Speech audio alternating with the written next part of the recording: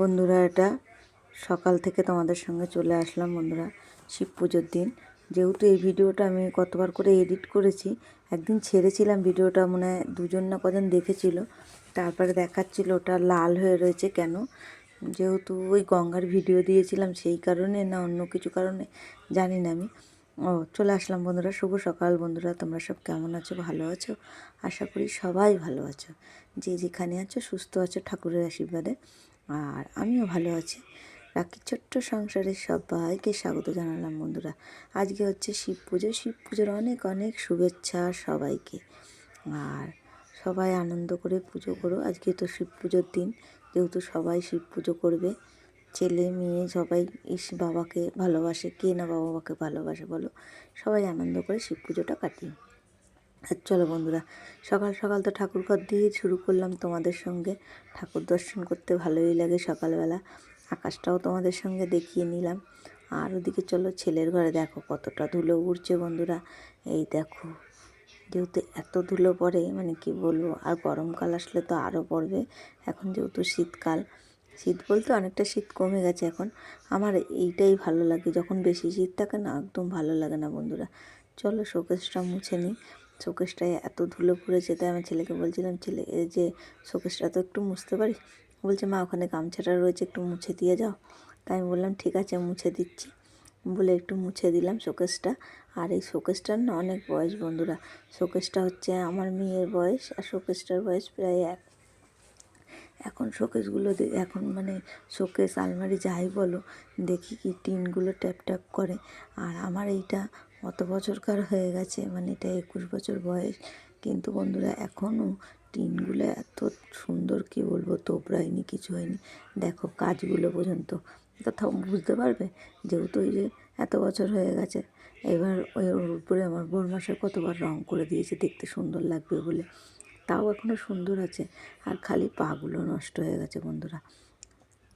যেহেতু আমাদের ঘরে পুরনো ঘরে জল ঢুকতো, সেই জন্য না যখন জলটা নেমে যেত ঘর ধুইয়ে দিতাম, তারপরে আর মনে থাকতো না যে ওগুলো পাগুলো ভিজে গেছে, পাগুলো উঁচু করে দিয়ে শুকিয়ে যাবে বা কিছু। এই করতে করতে না শোকেসটা পাগুলো নষ্ট হয়ে গেছে। ওই জন্য না শোকেসটা ফেলতে খুব মায়া লাগে। কিছু যখন নষ্ট হয়নি, খালি পায়া দুটো নষ্ট হয়ে গেছে। এবার পায়া দুটো বড়মশাই বলেছিল, যেহেতু আমাদের মেশিনপত্র আছে এনে ঠিক করে দেবো, কিন্তু ওই যে ঘরের কাজ করতে গেলে আর পয়সার কাজ করা হয় না। পয়সার কাজ না করলে তো বন্ধুরা হবে না, তোমরা তো সেটা জানো ভালো করে। একদিন যদি কাজে না যায় আমাদের অবস্থা মানে মোটামুটি খারাপ হয়ে যাবে, এরকমই। আমি বলেছি একদিন যে আমরা মধ্যবিত্ত বলে যাকে, তার থেকেও লোয়েস্ট যাকে বলে সেইটাই। মানে একদিন কাজে না গেলে পরের দিন চিন্তা হয়ে যাবে যে আমাদের কি করে চলবে। যেহেতু 4টে পেট আছে, অসুখ বিসুখ সবই তো আছে বন্ধুরা, সেই জন্য সব কিছু দিয়েই চলতে হয়। লোন আছে, সব কিছু ভাবনা চিন্তা করে চলতে হয়, সেই জন্য কাজ বন্ধ করতে পারে না। আর যেহেতু এই যে ঘর ঘর করে মানে কতদিন ঘরের কাজ হয়েছে তোমরা তো দেখেছো বন্ধুরা, প্রায় 1 মাস ধরে ঘরের কাজ হয়েছে। 1 মাস ধরে প্রায় ও ঠিক মতন গাড়ি চালায়নি, যেহেতু লেবার না পাওয়া গেলে লেবারটা, ওই যে কথাই বললাম, একদিকে বাঁচাতে গেছে আর একদিকে হয়ে গেছে যে লেবার আসেনি, লেবারের পয়সাটা দিতে হয়নি ঠিক কথা। ও খেটেছে, খাটলে কী হবে, আমার ঘরে তো রোজগার হয়নি বন্ধুরা, এইটাই যা। ওই যে লেবারের পয়সাটা দেয়নি একদিন, তার বদলে অন্য একটা কাজ, সিমেন্ট বালি কিনে অন্য একটা কাজ করেছে বন্ধুরা। টুকটুক করে এই করে কাজ কর। যেরকম কথা ছিল যে লোন তুলে উপরের প্যারাপিটটা দেবো আর তোমার ছেলের ঘরটা একটু প্লাস্টার করাবো, কিন্তু আস্তে আস্তে সিঁড়ি টিড়ি করানোর কথাই ছিল না। কিন্তু ওই যে লেবার আসেনিও খেটেছে নিজে নিজে, সেই জন্যে গিয়ে যেই পয়সাটা বেঁচেছে বলে কি একটা মিস্ত্রির পয়সা দিয়ে তাহলে কাজটা করিনি। আমি তো লেবারের কাজ করছি বন্ধুরা। চলো হাঁটতে হাঁটতে চলে গেলাম। আগগুলো দেখেছিলাম, আমার ভাগ্নিরা এসেছিলো, ভাগ্নি জামাইরা খেয়েছিলো, আমার দেওররা দিয়েছিলো, ওদের বাড়িতে হয়েছিল। আগটা ফেলে দিয়ে আসলাম নোংরাতে, যেহেতু অনেক দিন হয়ে গেছে। আর আমাদের সামনে তো শিব পুজো হচ্ছে বন্ধুরা, বললাম। আগের যারা আমার পুরনো বন্ধুরা আছে তারা তো আমার আগের ভিডিওতে দেখেছো, গতবারও আমি ছেড়েছিলাম এই শিব পুজোর ভিডিও। ওদের সাজানো হয়নি, এই দেখো ভোলে বাবা ওদের। আর ওই যে ওখানে লক্ষ্মী গোপাল সবাই বসা আছে, গোপাল ঠাকুর। এই যে ভোলে বাবা, পাথরেরও আছে মানে মূর্তি। আবার ও হচ্ছে শিবভক্ত ছেলেটি। তা ওদের বছরে বছরে ওদের বাড়িতে শিব পুজো হয়। আর সোমবার তো ওরা পুজো করেই, নির্জলা উপোস থেকে ও সোমবার দিন পুজো করবে। সোমবার দিন কিচ্ছু খায় না বন্ধুরা, ও নিরামিষ থাকে, মানে নিরামিষ খায় না, ভাতই খায় না মনে হয় সেদিন। ও একবারে পুজো দিয়ে হয়তো ফল টল খেয়ে থাকে, কেন আমাদের বাড়িতে কাজ করেছিল যখন শুনেছিলাম ও সোমবার দিন খায় না। আর চলো, যেহেতু শিব পুজো, আমরা তো 3 দিন ধরে নিরামিষ খেয়েই যাচ্ছি বন্ধুরা। চলো আজকে যেহেতু মুগের ডাল করবো, আমি তো আর মানে উপোস নেই, যদি ভুল বলে থাকি তোমরা একটু ক্ষমা করে দিও। কথা বলতে বলতে না কথা ভুল হয়ে যায়। আর যেহেতু ভিডিওটা তো অনেক দিনকার, এই ভিডিওটায় কী কাল লেগেছিলো জানি না, ভিডিওটা যতবার ছাড়তে গেছি একটা না একটা কিছু ভুল হয়েছে বন্ধুরা। সেই জন্যই 3 দিন ধরে মানে ভিডিওটা ছাড়তে পারছি না। 2 দিন তো কোনো বড় ভিডিও ছাড়াই হয়নি, তোমরা তো দেখেছো বন্ধুরা। 2 দিন ধরে কোনো ব্লগ ভিডিও ছাড়া হয়নি, শর্ট ভিডিও ছেড়েছি। যেহেতু এডিট করেছি, যে প্রথম দিন ছেড়েছিলাম, কিন্তু ওই যে লাল দেখাচ্ছিলো, তা আমার ছেলেকে দেখালাম যে এরকম লাল দেখাচ্ছে কেন রে, আমি তো অত মোবাইলের সম্বন্ধে বুঝি না। তখন বললো, মা তোমার ভিডিওটায় কোনো কিছু এমন কিছু যে ভিডিও হয়ে গেছে, সেই জন্য ওটা ডিলিট হয়ে যাবে এত টাইমের মধ্যে। তাহলে সেই জন্য ছেলেই বললো, তাহলে ডিলিট করে দাও, টাইমও ডিলিট হয়ে যাবে যখন। আর এই যে আমার কপাল দেখিয়ে নিলাম বন্ধুরা, সুপুরি কাটছিলাম। যেহেতু অনেক কদিন আমরা যেখান দিয়ে সুপুরি কাটতাম তারা বেড়াতে গেছে পুরীতে, 10 দিন সুপুরি দেবে না, যেহেতু লোন টোন আছে, সেগুলো তো লোনটা আমাদের চালাতে হবে। সেই জন্য সুপুরিটা বন্ধ দিলে তো হবে না বন্ধুরা। সেই জন্য মেয়ে বলছিল, মা শিব পুজোর দিনে তো কোনো কাজ নেই, অল্প করে নিয়ে এসে দুজনে কেটে নেবো তাড়াতাড়ি করে, তাহলে গিয়ে শিব পুজোর পরের দিন আর কাটবো না, যেহেতু সারাদিন উপোস করে থাকবো, আর তারপরের দিন ইচ্ছা করবে না। ঠিক আছে, কাটতে হবে না বলেছিলাম। বলছে না কাটি, বসে থেকে বা কী করবো। তা দেখলাম সত্যিকারের কথায় আমি ওর সঙ্গে কাটা হয়ে যাবে, অল্প মাল নিয়ে আসলে। তা নিয়ে এসে দুজনে মা মেয়ে মাল কাটছিলাম, কাটতে কাটতে তারপরে বললাম যেহেতু গঙ্গায় যেতে হবে, তাড়াতাড়ি রান্না করে নিই। ওদিকে মুগের ডাল করেছিলাম, আলু সেদ্ধ আর শুকনো লঙ্কা দিয়ে আলু সেদ্ধ মেখেছি। আর হচ্ছে গিয়ে তোমার আগের দিনে একটু লাল শাক ছিল, লাউ শাক ছিল, যেগুলো ওগুলোও নিরামিষ, সেজন্য বন্ধুরা গরম করে নিলাম। কেন কেউ তো খাবে না, আমি খাবো। আর যদি বড়মশাইকে বলে দেখবো, যদি খাবে, নাহলে তো খাবে না হয়তো। ওরা ওই ডাল আলু সেদ্ধ আর সজনে ফুলের বড়া দিয়ে খেয়ে নেবে বন্ধুরা। কিন্তু আগের দিন যে সজনে ফুলের বড়াটা করেছিলাম, বড়াটা খুব সুন্দর হয়েছিল, কিন্তু আজকের দিনে এই শিব পুজোর দিন যে বড়াটা করেছিলাম একদম ভালো হয়নি বন্ধুরা। আগের দিন তো লঙ্কা টঙ্কা দিয়ে 2-4 দানা চিনি দিয়ে মেখে রেখে দিয়েছিলাম, যেহেতু ওটা একটু তিতকুড়ি লাগে, 2-4 দানা চিনি দিলে পরে তিতকুড়ি ভাবটা কেটে যায়, সেই কারণে দিয়েছিলাম। আর সেদিনকে সঙ্গে সঙ্গে যেহেতু গঙ্গায় যেতে হবে, সঙ্গে সঙ্গে দিয়ে কাজ করেছি। আর তারপর গঙ্গায় যাব কি, তারপর তো বাজারও করিনি। মেয়েকে বলেছিলাম একবারে গঙ্গায় যাওয়ার সময় বাজারটাও করে নেবো বন্ধুরা, সেই জন্যে। আর ওই যে বলেছিলাম কালিটা রয়েছে কপালে, কিসের কালি বলো তো বন্ধুরা, ওই যে সুপুরি কাটছিলাম, পচা সুপুরি বেরায়। আমার মেয়ে বলছে কি তোমাকে একটা টিপ পড়ায়, আমি একটা টিপ পড়াই, আমি সর এখান দিয়ে বলে, তাও আমার কপালে জোর জবরদস্তি একটা টিপ দিয়েছে, আর নিজের কপালে দেয়নি। সেই জন্য তোমাদের সঙ্গে বন্ধুরা দেখাচ্ছিলাম, দেখো কিরম শয়তানি করে। আর চলো বাসনপত্রগুলো গুছিয়ে নিই তাড়াতাড়ি করে, যেহেতু গঙ্গায় যেতে হবে বললামই তো বন্ধুরা। এগুলো সকালের বাসন ধুয়ে রেখেছিলাম, আমি তো সকালে বাসন ধুই না অবশ্য, আমি রাতের বাসনই খেয়ে দিয়েই ধুয়ে রাখি। আগে যখন জল ছিল না তখন অসুবিধা হতো, তখন সকালবেলাতেই ধুতাম। এখন যখন জল রয়েছে, আমি সেই জন্য রাত্রিবেলায় সব বাসন ধুয়ে একবারে রান্নাঘর পরিষ্কার করে রেখে দিই, গ্যাস ফ্যাস মুছে। আর আগে তখন কি করতাম, কোনো রকম গ্যাসটা মুছতাম, যেহেতু অত জল পাওয়া যেত না, সেই কারণে। এখন তো জল আছে ঘরে, বেসিনে বসে বসে কাজ করে নিই। আমি কোনো দিন ভাবিনি যে আমার ঘরে কল হবে আর বেসিনে বসে বসে কাজ করব। ওই লোকের বাড়ি কাজ করেছি, স্বপ্নই দেখেছি, কিন্তু স্বপ্নটা যে কোনো দিন পূরণ করতে পারবো জানি না, জানতাম না। ভগবান আমার এই স্বপ্নটাও পূরণ করেছে, যে ঘরে বসে জল দিয়ে কাজ করতে পারছি। আজকে নিজেরা পাম্প বসিয়ে মানে জল ব্যবহার করতে পারছি। এই জলের জন্য প্রচুর কষ্ট করেছি বন্ধুরা।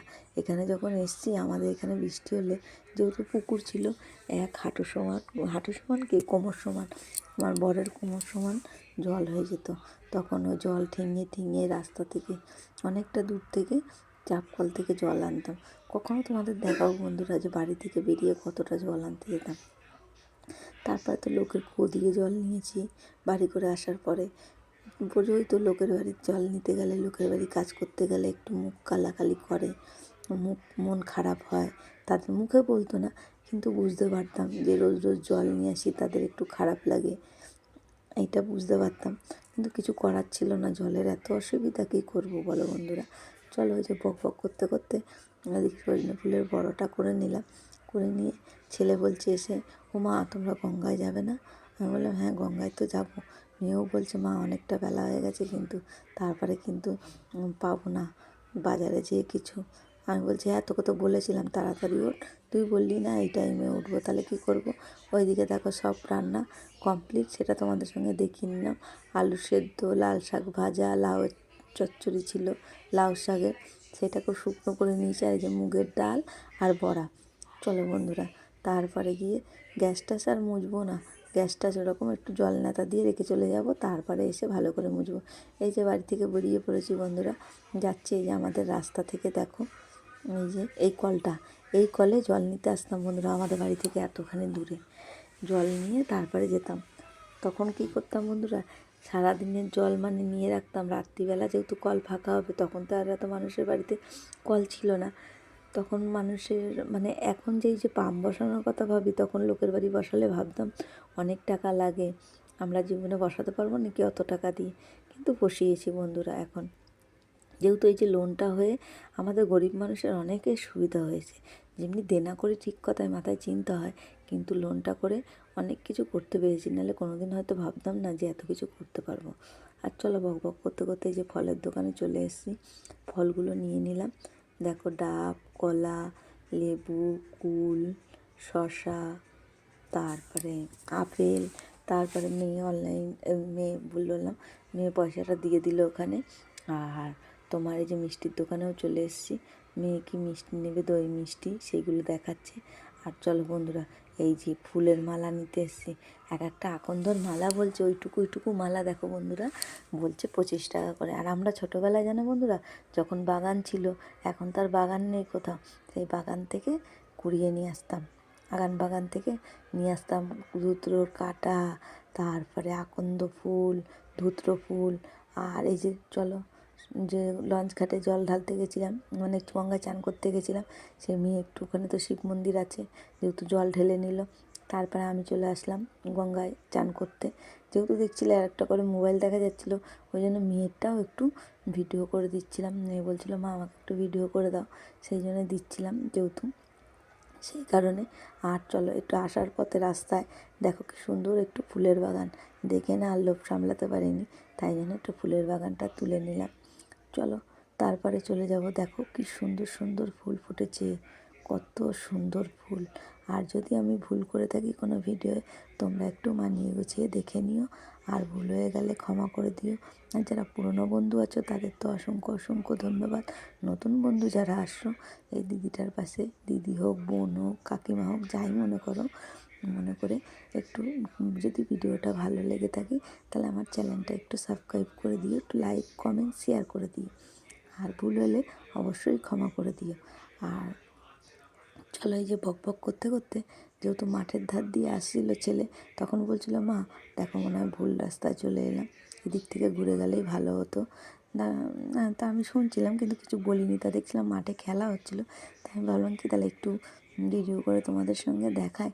কিন্তু যেহেতু এতটা রোদ্দুর পড়ছিল, তখন বুঝতে পারিনি যে দেখা যাচ্ছে কি না দেখা যাচ্ছে, নিজেকেও দেখতে পাচ্ছিলাম না, এতটাই রোদ্দুর পড়ছিল। আর ওই যে মেয়ে আর আমি দুজনেই চান করে চলে এলাম। আর দেখো যেহেতু রবিবার ছিল, দুপুরবেলা সব দোকানপাটও বন্ধ ছিল, ফাঁকা ছিল। আর এদিকে চলে আসলাম, এদিকে চান করা তখন প্রায়, আমি বলেছিলাম সকালবেলা মেয়েকে যে পুজোটা একটু দিয়ে নে, বললো না এসে চান করে এসেই তারপরে বাবাকে স্নান করাবো। ওইদিকে দুপুরের পুজোটা তো দেওয়া হয়ে গেছে, আর এদিকে বাবাকে স্নান করাচ্ছে দেখো আমার মেয়ে। আর ওই দেখো ভোলে বাবাকে স্নান টান করিয়ে পুরো এই যে গুছিয়ে গাছিয়ে বাবাকে সাজিয়ে বসিয়ে দিয়েছে। এবার তো ঘরে জল ঢালবে, পৌড়ে পৌড়ে বাবার মাথায়।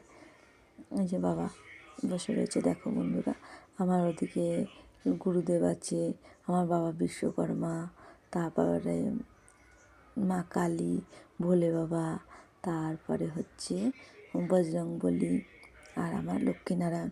চলো বক বক করতে করতে সন্ধ্যা হয়ে গেল দেখো বন্ধুরা। বড়মশাইকে একটু চা করে দিলাম, আর মেয়েকে যে সাজিয়ে দিয়েছি, শাড়ি পরিয়ে দিয়েছি। বন্ধুরা কেমন রয়েছে শাড়ি পরানোটা কমেন্টে তোমরা একটু জানিও।